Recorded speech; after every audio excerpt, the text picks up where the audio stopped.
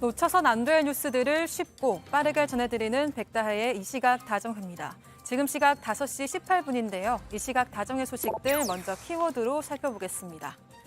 네, 제가 오늘 준비한 첫 번째 소식의 키워드는 불법 촬영입니다. 유명 리조트를 운영하는 기업 회장의 아들이 여성들과의 성관계 장면을 불법 촬영하고 영상을 보관해오다 경찰에 붙잡혔습니다.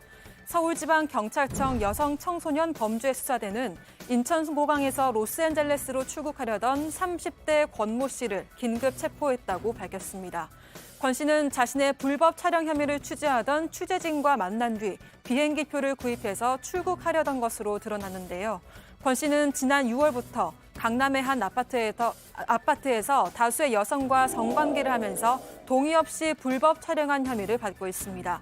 현재까지 파악된 영상만 60개를 넘습니다. 경찰은 권 씨에 대한 구속영장 신청을 검토 중이라며 불법 촬영물을 유포했는지에 대해서도 수사할 방침이라고 밝혔습니다. 다음 소식의 키워드는 평등권 침해입니다. 지난해 코로나19 확진 판정으로 임용시험을 치르지 못한 수험생들에게 국가가 각각 1,000만 원의 위자료를 지급해야 한다는 법원의 판단이 나왔습니다. 지난해 11월 교육부는 중등교원 1차 임용시험을 앞두고 노량진 학원에서 집단 감염이 터지자 확진자의 응시를 금지했습니다. 당시 시험을 치르지 못한 수험생 중 44명이 국가를 상대로 손해배상 청구 소송을 냈는데요.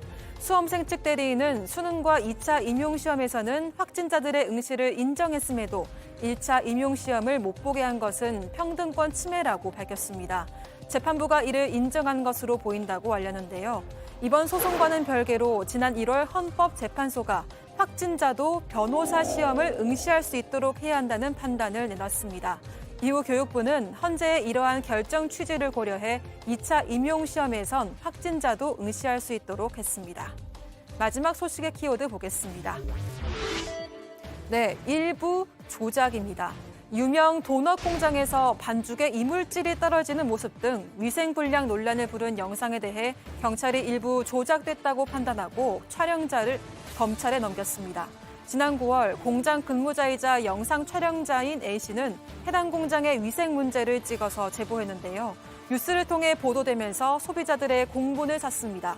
당시 해당 공장은 보도자료를 통해 영상에 대한 조작 가능성을 제기하며 경찰에 수사를 의뢰했습니다.